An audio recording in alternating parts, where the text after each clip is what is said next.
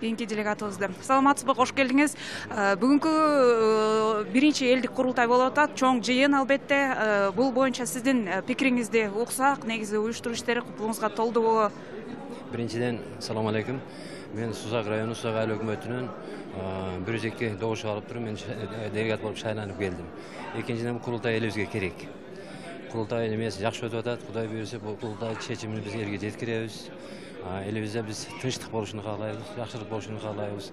Президентибизге чоң рахмат, курултай указ чыгарып, мына курултайды мына бүгүн биз курултайды биринчи курултайды баштап катышып отурабыз. Экинчиден, мына Сузак айыл өкмөтү боюнча эки маселе бар. Биринчи, Сайдулла Акбаров мектебин куруш боюнча. Экинчиси, мына Өзбекстанга биз чегередеш Алабукадан тартып Ошко чейин биз райондор немеде, Өзбекстанга чегередеш. Ошо элде суроо болуп атат.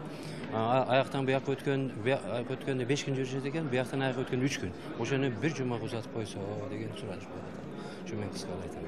Рахмат сизге. Менин жанымда Хамдамов Авазбек мырза. Саламатсызбы? Кайсыл жактан келдиңиз? Мен Жалал Абад облусунун Сузак районунан келдим. Атым Хамдамов Авазбек Шекержанович. Биз мындай бир эфирдин мүмкүнчүлүктөрүнүн убактысын туура колдонгонго аракет кылалы.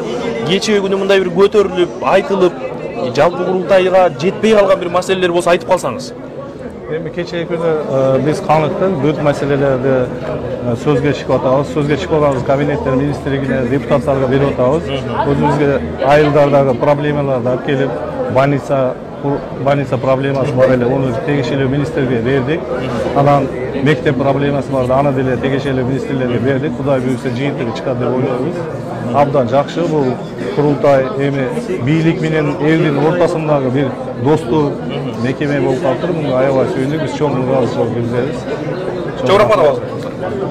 Урматтуу телекөрүүчүлөр, урматтуу шайлоочулар, мына мен Сузак айыл өкмөтүнөн 102 добуш берип, мени делегат кылып шайладыңар. Мына келип 2 күнү курултайда катышып, Сузактын ушу шайлоочуларымды көйгөйлүү маселелерди президенттин алдына, курултайдын алдына койдум. Биринчи маселе Сайдулла Акбаров атындагы мектептин 3000 бала окуйт, ушуну экиге бөлүш керек.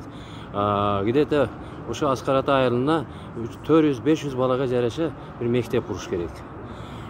Экинчиден, Ат Шабар айылына бир мектеп куруш керек. Андан сырткары, мына республиканский бюджет каржылай турган жолдорду оңдош керек. Андан сырткары, мына биз 6-7 район Ош Жалал Абад облусу боюнча Өзбекстан менен чектешет. Ошого ушу элдердин шайлоочуларынын суроо тарабы бар эле. Өзбекстанга барсак 3 күн жүрөт экенбиз, Өзбекстандагы буяка келсе 5 күн. Шуну мен илажы болсо ушу бир жумага биздикилер барганда бир жума жүрүү маселесини через МИД ушу маселени чечүүңү суранам деп ушу маселени президентке койдум. Курултай ушу маселени койду. Кудай буйрса бул маселе чечилет. Президентибиз менен 2 күндөн бери биз менен отурат. Кудай буйрса баары маселе чечилет. Силерде ар дайым кызматыңарда болом. Мен силерде делегатыңар Абдурашид Умарбеков.